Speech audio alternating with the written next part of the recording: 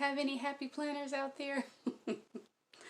I am still a happy planner girl, and I love it. I often think at times I should design my own happy planner covers, but these are just so good. But this is my work happy planner. Woo! But that's not why I'm here today. I'm here to talk about crochet. I just left that on the sofa and had to move it to get it out of view. It's the weekend. It's the weekend. I have been going through a lot. I had a recent death in the family, but we're all doing okay. Coping with it, but we're doing okay. And I don't intentionally try to keep my channel lighthearted. That's just my personality. I just don't use this as a space to get too personal, because when I'm thinking about crafting, I'm not thinking about personal things. I'm thinking about stuff to make. So, unfortunately, that's what's on my heart and on my mind right now. So one thing I do know is that we don't go through things alone. And I always try to be a comfort to those that are dealing with trials. That's why a lot of times I end my vlog or podcast with saying, please take care of yourself, because living in this world, we can really go through some things, and crafting helps me so much. So that is some unfortunate news for me. I am still trying to keep my regular routine with work and family, and I know everything's going to be okay eventually, and just allowing myself to grieve and cry whenever. But I hope that you have been okay. I hope that you have a strong support system if you are going through things. That's so important, not to isolate yourself when you are.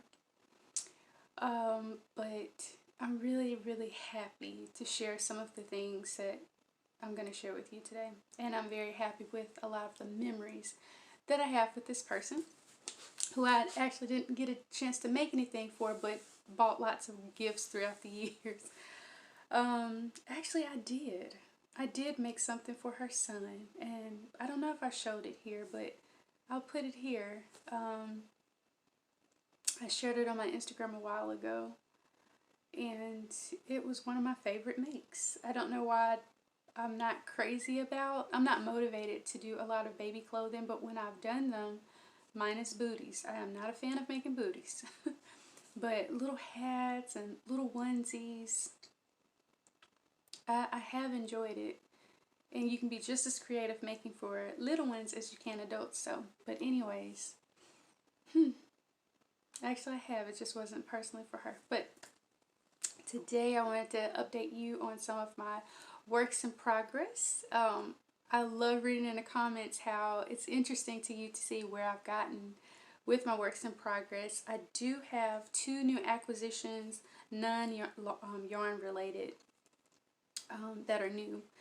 And before I actually made this recording, I sat down, it's another video, when I sat down and I went through some of my fall makes as to whether or not I will keep them, repurpose the yarn, or donate them, or sell them. And let me know in the comments below if that's something you would like to see. And it still wasn't all of my fall makes, because we're all transitioning from summer to fall and pulling out all the fall garments and accessories. So let me know in the comments below if that's something you would like to see. But I started this today, as I did, with a little anxiety because of the given situation.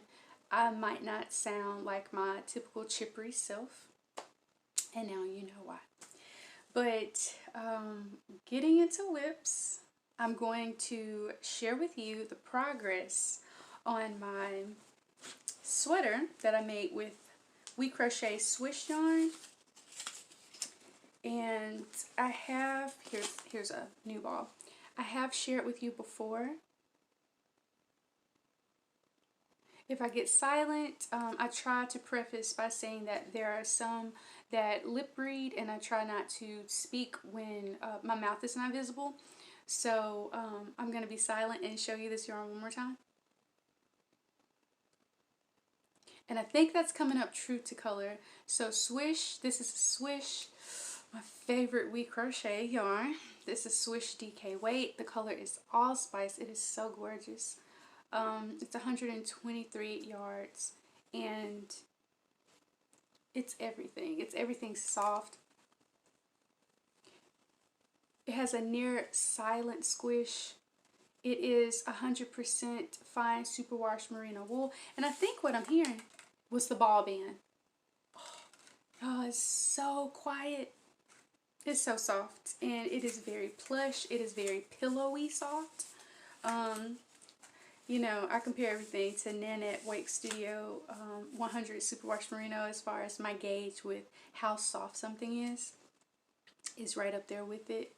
It might even be I think the only difference in the texture is that this is a two ply, I think. Might be more than 2-ply. And that net is a single, and that plays on how it feels too, but it's the same amount of softness.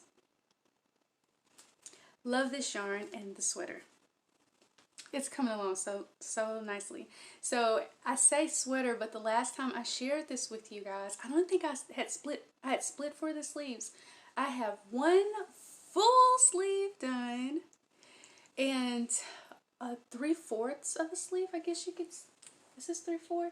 Half of the sleeve done, because I'm just now getting to the decreases. So we talked about this in the last episode. If you are new, sorry about that, welcome. I hope that you stay and subscribe if you enjoy my content, and give this video a like. But we discussed the splitting for the sleeves, and where I left off with mentioning that this may not be a sweater pullover, but maybe a Swancho, being that it is so wide in the waist. And that's because I wanted to hurry up and get to the increase of the busting. And what I did, like I normally when I make a raglan top down, I will start my increases as a typical raglan, just 2 here, and continue to go with that width and then split for the sleeves when it's wide enough. But that leaves me a lot of time with my measurements and the bust being very strained and stretched, the stitches are, and I'm not really crazy about that look. So I wanted to hurry up and fill in the bust by adding extra stitches, making it more or less like a circular yoke, but I did not stop the increases at a certain point, which I could have because it still would have grown.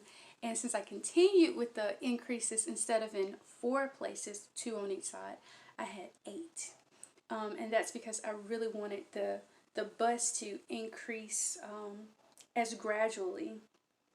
And then, but I didn't stop it. I should have cut it off here with that increase if I wanted to fit more to form, which I don't want it to fit that much to form because my belly's really, I have a fat belly. And so I wanted some more extra room, but I don't know if I wanted that much. So my sweater became a Swancho. Thank y'all so much for giving me that new term. And I'm liking it. So even though I haven't gotten to the body, and I did the sleeves first to figure out what I wanted to do, I haven't gotten to the body yet to make that decision, but I think I am going to go with the Swancho. Which leads me to something else. I'm trying to see if the yarn is near me. I may not have enough yarn for a full Swancho. I may have to add another DK weight yarn at the bottom. Now, the yarn that I was thinking about,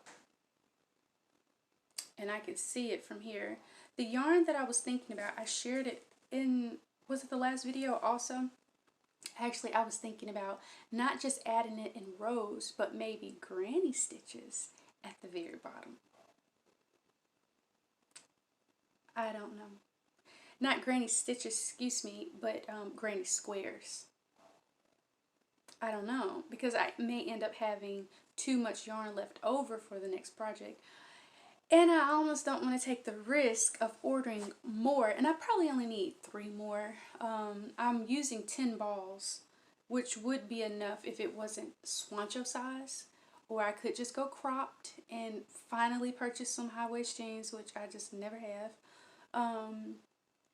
But I don't know how the bottom is going to end because my arms are super long, if you can't tell. And yes, this goes right at my wrist. I have very long limbs and a short torso.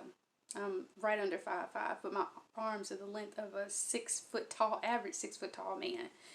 So that's what eats up a lot of my yarn is sweaters, and I forget about that. Because generally I know that I'm about 1,200 yards for a sweater, for it being a large the way that I'm shaped. But I'm probably going to have to start ordering or purchasing 1,400 yards to give me the length that I want in all, length and width in all areas that I want. But that's where I am with my Swancho. And I have had a lot of designs on my mind lately. I'm noticing that I really like simple looks, simple stripes, even in like my most, this is a really good example actually. Even when I'm using tons of color, I don't want a lot of busyness going on. And I noticed that, and even in my typical textile cloth fabric shirts, cotton shirts or whatnot, there will be lots of colors, but it's very symmetrical as far as the shapes or the patterns. Oh, I mean, it's very simple, and the color makes it elaborate. So I'm noticing that those are my preferences, what I'm most happy with. And I like a lot of solids in sweaters. I don't usually pick sweaters with lots of color. I'm not crazy about Fair Isle. About as much as Fair Isle that I kind of go with something like this, which I've shared before. See, I've been pulling out those winter and fall makes. So I'm just don't like a lot of busyness. I like solid print. So I don't know if I want to go with the granny squares at the bottom. I don't know. And I might even rip out the sleeve, but not all of the sleeve, but toward, and I know, and I've already sealed and cut it, but I might remove this and actually put cute little tiny granny squares at the bottom with those. It's 3 colors that I might use that are NDK. Wait, I don't know, but I really do love solids. I love granny squares because they give me a print, and I think that, ooh, these are so cute. I don't know what I want to do. So and all that is based on not wanting the risk of purchasing more allspice yarn and it not be the same dye a lot, because I have had terrible experiences with that. But I do also want to share with you some of the makers that I purchased my stitch markers from, if you haven't seen them yet. This stitch marker is by Little Bitty Delights, as well as this one. I'm all about pumpkin spice lattes. Love it. Love pumpkin everything. It just screams fall. And this stitch marker was made by me. I actually did a short little craft with me. It's not a tutorial on how I made the stitch markers, as well as this one. And it's so funny because my daughter is really loving the mushrooms, especially since the new Super Mario movie has come out. And this stitch marker was made by Denver Crafts, but they are no longer selling on Etsy. But that's where I am with that. So it will definitely be done by the end of the month. So that's one of the WIPs that I shared with you guys before, out of my like 11 or 12 WIPs that I had. That's almost complete. And I will also use this contributing to my falling, what is it? Let me look at my notes. My first fall mail with a knit sheet, which will be ending, is it this month? It might be this month or next month when it's ending, but I'll put links to that in the description box below. And that leads me to the last thing that I shared with you guys was a surprise 12 Days of Yarn box from Orlando Fiber Arts, and I didn't know what to make, and I said I would share a sketch but I don't have to because I have found exactly what I want to make with it. So I've heard a lot about the Gilmore Girls, this being Paris. I've heard a lot about the Gilmore Girls since I've been following like crochet blogs, vlogs, and Instagram influencers for crochet, or just those sharing their craft. And I didn't really know what Gilmore Girls was, so I believe it was this spring that I finished it up. When I was looking at those yarn choices and going through all those patterns, I realized that I had already seen what I wanted to make, and it was on Paris. So I am going to attempt to reconstruct that sweater that she wore in the scene. I think Rory's in college in that scene. And what I'm planning on doing, of course, the top part is granny stitches, which is going to be so fun to make, and it's going to look so good in those tonals. Oh my goodness. And then, of course, incorporate the new full skein that I added with it. So it'll be a little different because I'm going to put some of that mood into it, that moody gray color.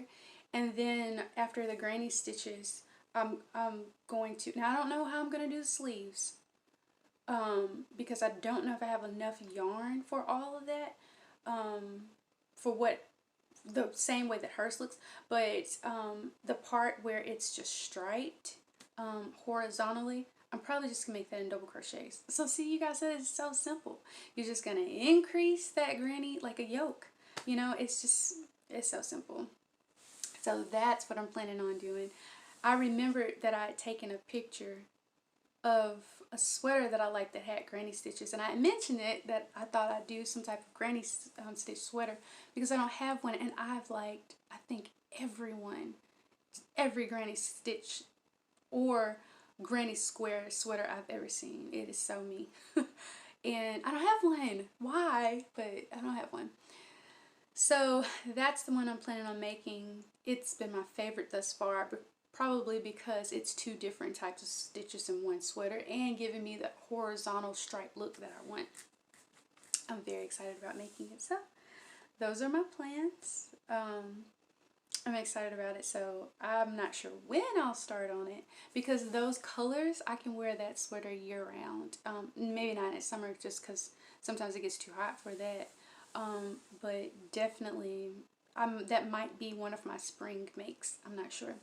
Because while I'm still going to attempt to get all of my WIPs done, I know I'm not going to, but I'm still going to work through my WIPs because 'tis the season for gifting.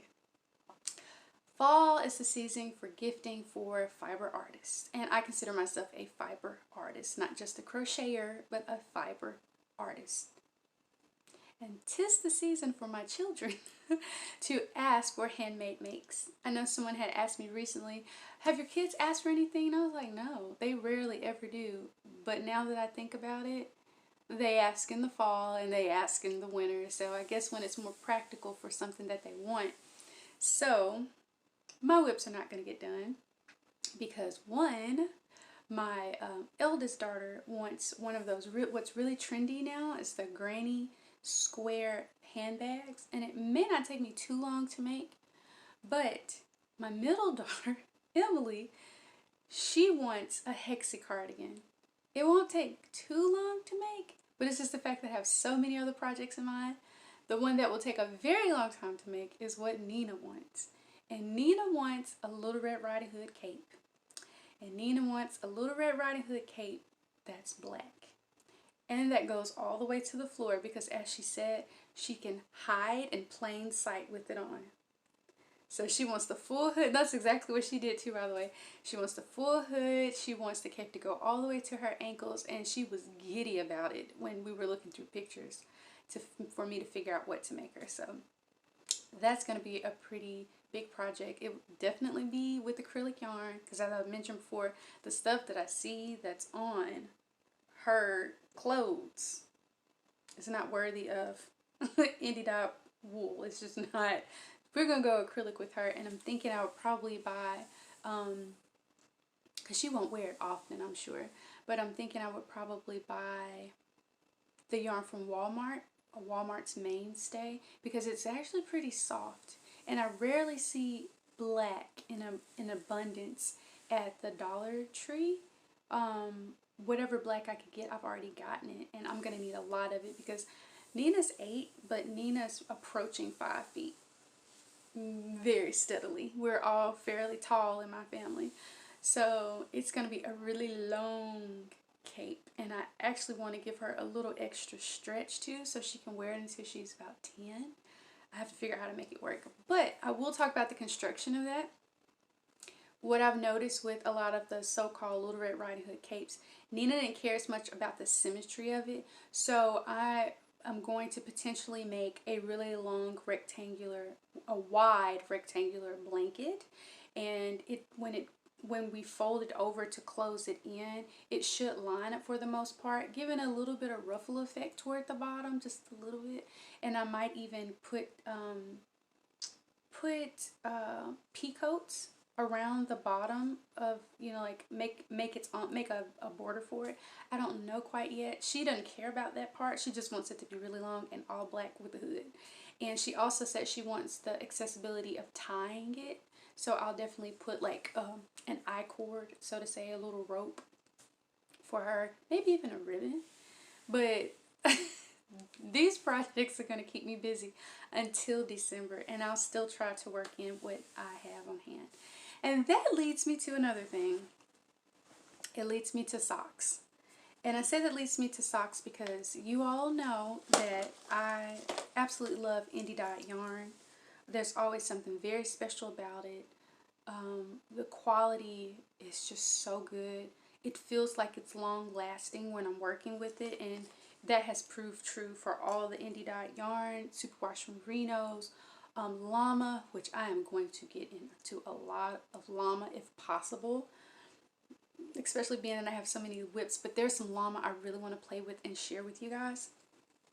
And with all that being said, I know that I share with you guys a lot of different types of indie dyed yarn, and it looks like I just have money. No, I don't. I don't typically, and for the most part, a lot of these skeins that you see I've gotten for $15 here and there. Some were gifted to me. I got it at a discount, and sometimes I'll save and be able to purchase later. Someone gives me money like my dad did in the last vlog that I shared with you guys. So it's not what you think. I'm not rolling in dough like that. But what I have noticed is that as much as I love to make sweaters and cardigans, I love making socks. So that's really going to cut down my cost on indie dyed yarns, because I won't be buying a lot of sweater quantities worth. Another reason being, I have, and I've checked the labels in my sweaters, I have a lot of sweaters that are very well made, that are 50 to 70% cotton, and the rest acrylic or polyester, that breathes really well in the Alabama weather. And I'm going to work on these socks while I talk to you guys about this. It breathes really well. There are no holes in it. The stitches are still very tight. It doesn't look worn out too much. And all I have to do a lot of times is just glean my sweaters, and they look so fresh. Like, they are not 3 and 4 and 5 years old like they are. So I thought to myself, you know, I built this stash so that I could have a more me-made wardrobe. And part of that me-made wardrobe is wanting to use natural sources, natural resources, give back to the community. Like, there's so much more than I'm just buying stuff and showing it to you guys. Everything I've gotten for a purpose. But now that I'm going through my fall makes and going through what's in my totes, like I'm transitioning my clothes for appropriate weather, I'm realizing I have a lot of store-bought items that are great quality, that there's no need for me to gift them. There's no need for me to donate them. I just need to use them, and I still love them. I love solid colored sweaters. Those are the only ones I can stand to have cables in. I'm not a big fan of cables. They're just now starting to grow on me. I've been noticing that Willy Nilly Knits has a lot of cables in his recent makes, and he makes them look so good. But I'm not a fan. I've never really been a fan of cables. I thought I'd give them a try once and purchased a hat with them, and it's nice, but it just doesn't even look like me. Really, it's really cute, but doesn't really look like me when I look at it. But anyways, so moving through my sweater quantity worth of yarn, I'm noticing I really don't even have to focus on making sweaters at this time. So those sweater quantity words are just kind of sort of be there, and that's actually okay with me. I've found patterns over the years and actually didn't buy enough yarn to complete these patterns that I've shared with you, and I realized, and I just didn't want to purchase any more yarn to make it, because like I mentioned, I have so many sweaters already that are in good condition. So from here on out, when I purchase yarn, I'm probably just going to be purchasing a lot of indie dot yarn. Just when I purchase indie dot, not a lot, but when I purchase it, it'll be for socks. And speaking of socks, I am working with that pumpkin spice colorway from Big Sky. Big Sky, is it Fiber Company or Company? And I did decide, and you see that the stitches are so different here to there. I did decide to use one of the minis from the Nanette Wake Studio that I got in like a mini 5 set. And let me explain to you why this looks the way it does. So I've learned that while I'm experienced making rounded toe socks, what fits best on my foot is more of a square toed sock, or whatever shape you want to call this.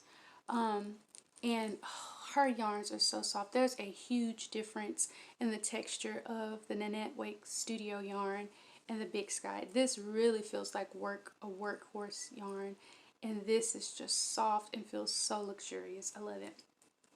But when I start this style of toe, I always start with 12 stitches, and I make my first half double crochet and a second stitch from the hook.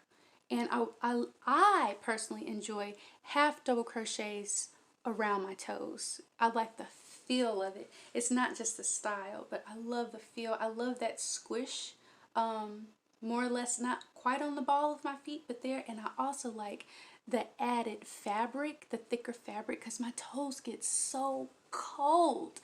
And then from there, and I actually used, this is fingering, both of these are fingering weight yarn, and I used a 2.75, and look at the difference. This is a 2.75. These are half double crochets for coverage, for warmth for my toes. Then I switched to the Big Sky, I think it's Big Sky Company, with a 3-point-millimeter hook. Yes, and they're both fingering weight yarn, but the stitches are so much smaller with the single crochet than the half double. Now, what I have done too before is make just the half double for that first, because I like that thick texture right along that line, that foundation line. I don't know why I like it. And I could have continued with just single crochets, but I just didn't want that. And this is how it's working. This is how it's working up. And I'll be quiet and let you see the color.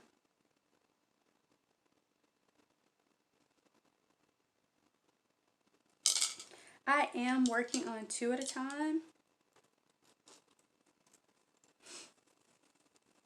because I don't want to get second sock syndrome.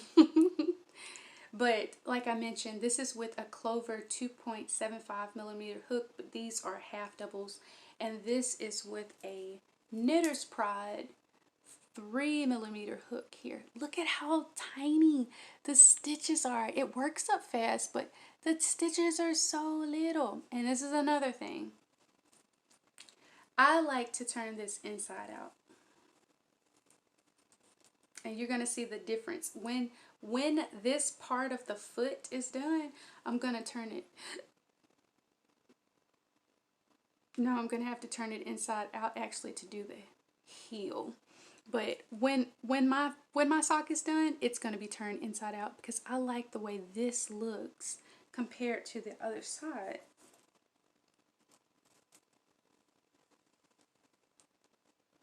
I don't know if you can tell the difference, but I can. This has like a woven texture to it, and I like that for my socks because, like I said, my feet get so cold. And this is pretty, but for whatever reason, and actually, this is what I did. It actually started on the outside like this, you know? And I just happened to flip it and notice what it looked like here. And I said, you know what? I'm going to go back. So when I finished this round, I flipped it this way and actually started making my wrong side my right side is what I did. I really like the look of it. So when I'm done with my right side after this flip, when I'm done with my right side, I'm going to flip it around when the whole sock is done. It's going to be so pretty. I don't know if you can see the difference on camera that I'm seeing. So yes, I'm working them 2 at a time, and these stitch markers are made by Untangled Yarn, Helen of Untangled Yarn.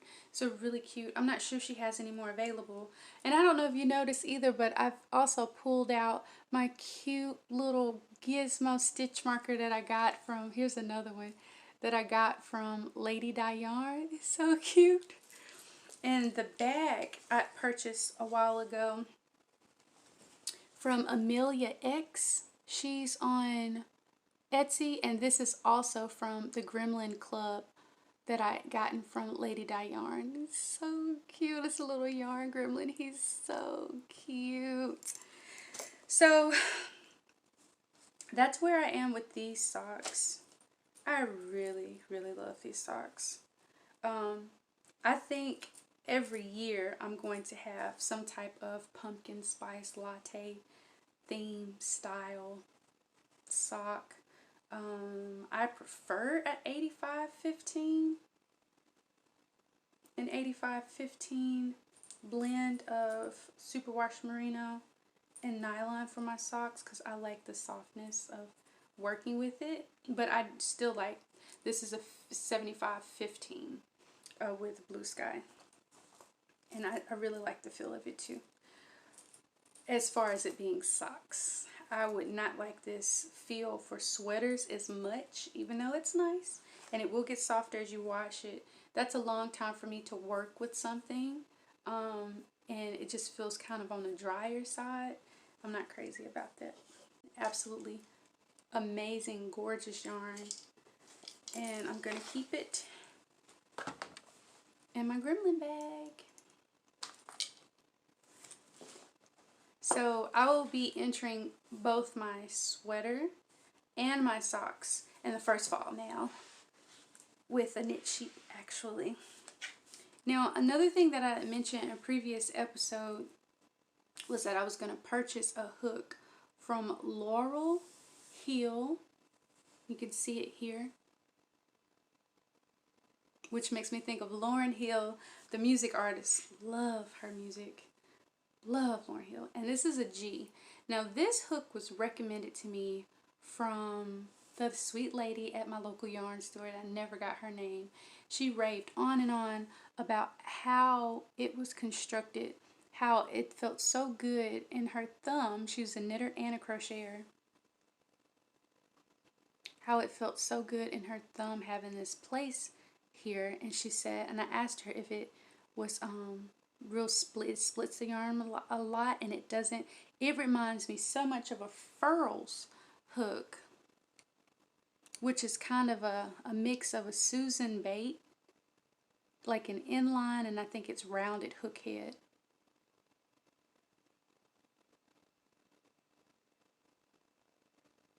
I don't know if you can see it. So the experience is almost the same working with these. The only difference is, because I didn't have a hook like this starting off, I learned to adapt how I crochet. I began, first of all, I love furls because my pinky gets really tight, and I have a lot of tension in my hand here. especially with those little narrow skinny hooks like this. Pencil hooks is what I call them. And so this opens up my hand around my pinky because, you know, everyone stitches differently. And so I grip have a choke hold on my hook, and this loosens up, if you can see here. So I've learned, yeah, that's how I hold it. That's pretty bad. So I learned to roll my straight hooks before I got my furls to ease up some of that tension. Is what I would do, is roll. So even with my furls, sometimes I'll roll it like this. So with that being said, I didn't know about this a very long time ago. This was a $10 hook. I purchased it online. I wish they did carry them in my local yarn store. I would have bought one years ago. It is an excellent hook. I may do a review. If you would like to see that, leave it in the comments below. But I may do a review on this hook. I'm not so sure yet, but it wasn't splitty when I used it. I used it with the Swish yarn. It was very nice. Very nice. It feels so good. It's so smooth. I was worried and I asked her, because I have bought hooks before that have wooden hooks that have crumbled on me. Handmade gorgeous hooks, and they just crumbled on me because I didn't apply oil to the hook enough, because it was true wood. It was natural wood. But this seems to have some type of, like, not varnish, but some type of coating on it. And while it doesn't look super, super shiny, it does have some sheen to show that, I don't know how it was smooth, but it looks great. It looks great. It didn't snag and it didn't catch like a lot of wooden hooks do here. And I don't use them a lot because it was another thing she told me, that this hook would not slow me down. And I stopped using a lot of wooden hooks because they didn't glide in and out as smoothly or as fast. They would kind of have a lag or a drag to them. So I was a little skeptical, but she's right. This is a set that I would love to have, and I don't have to worry about rolling my hook while I work. It feels really good. Really good in my hand when I use it, and it's not as tight, and I think it does have something to do with knowing exactly where to put your thumb. So that impressed me. And talking about socks earlier, I did want to share that I have caked up and I have my other sock yarns ready for the end of the year. This is the Peppermint that I plan to make in November.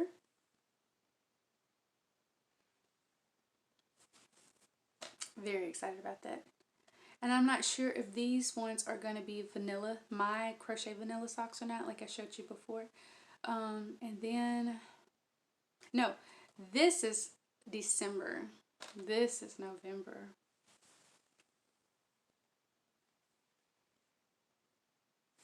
So this is Gingerbread House, and if I'm not mistaken, it is by Earth and Empress. I bought this sometime last year on sale, and I purchased this from Threads by Megan, I think it's what it's called, by Megan Nicole. And both of these dyers are on Etsy.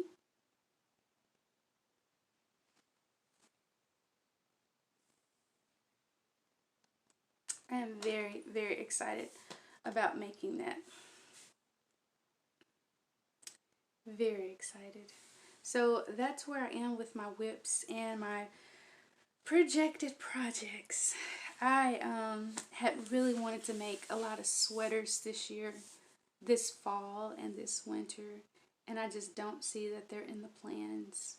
I'm hoping that I can get to them, but I really do want to work through my WIP heap is what I call it, because it's just too many of them.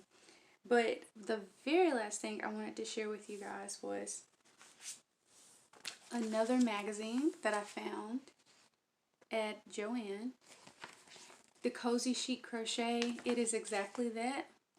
This magazine has several patterns that I'm actually, as well as the other one. This is the crochet exclamation mark, like the last one that I showed you.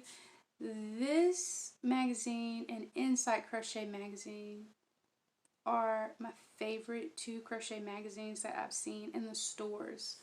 Moorit is another magazine that I have not been able to get my hands on, and a slight apprehensive to purchase only because I can be way too distracted when following a pattern, and I know the conversion from UK and US terms are not that big, but I know I will mess it up. So I have to be in the right mindset. And also, if you watch the creator of Moorit, she has a podcast that's called Keep Calm and Carry Yarn with her mother. So this is Vivian and Allison. I'm kind of holding out for one, maybe it's the next magazine where she'll be finished with something she's currently making, because I really want to make it. I don't know I don't remember what she's calling it, but it's like 2 triangle scarves put together. I want to make that so bad. And she's working on another one that's like assigned pooling, but not the typical assigned pooling. So like the assigned pooling, I'm trying to see if what I'm looking for is in this bag. I don't think that it is. I think it's on the other side in the other bag. The assigned pooling that she's working on, actually it's like a type of baubles.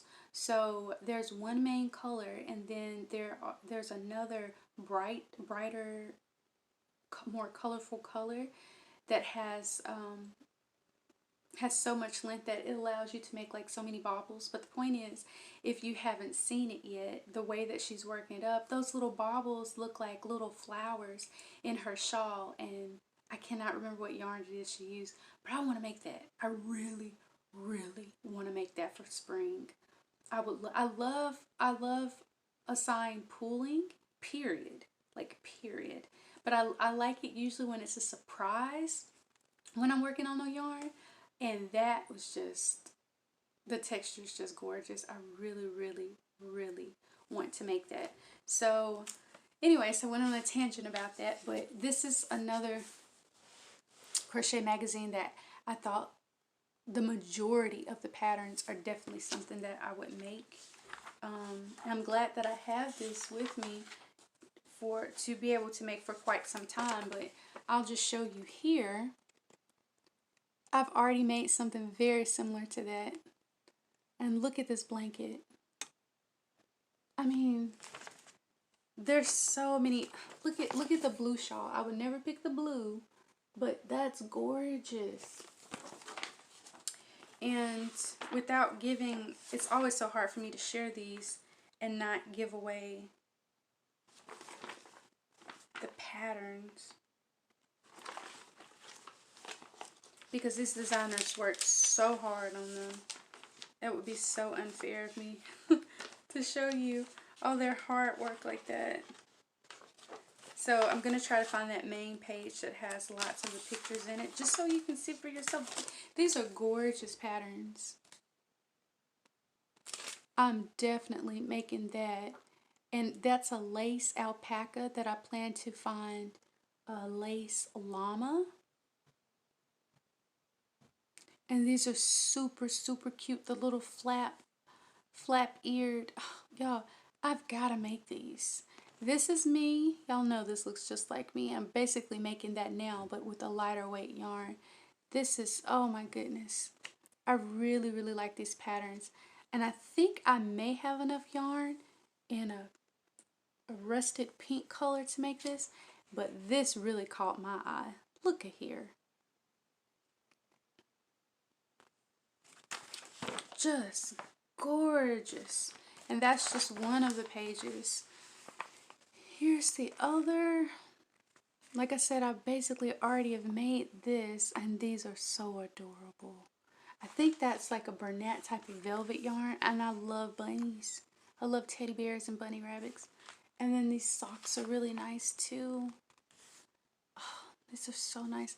I've never seen slippers like that, so that was new to me. I thought that was very pretty too, and I absolutely love this blanket. Both of these blankets.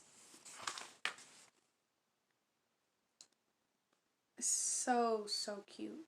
So cute. So I like this on the back. It's not featured, but when you look at it, you see it's mainly shell stitches. Like, it wouldn't be something hard to, I mean, granny stitches. I thought it was shell.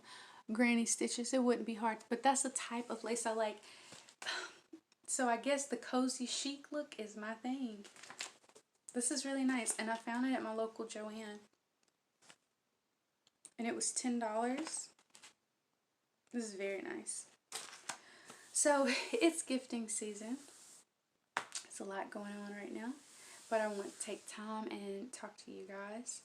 I think that's all that I have to share with you today. Yes, that's all that I have to share with you guys today.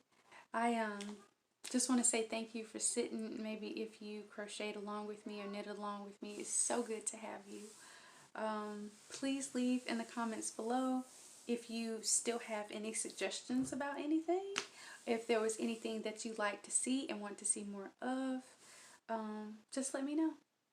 But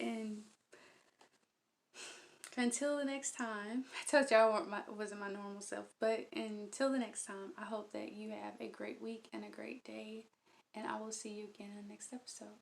Bye-bye.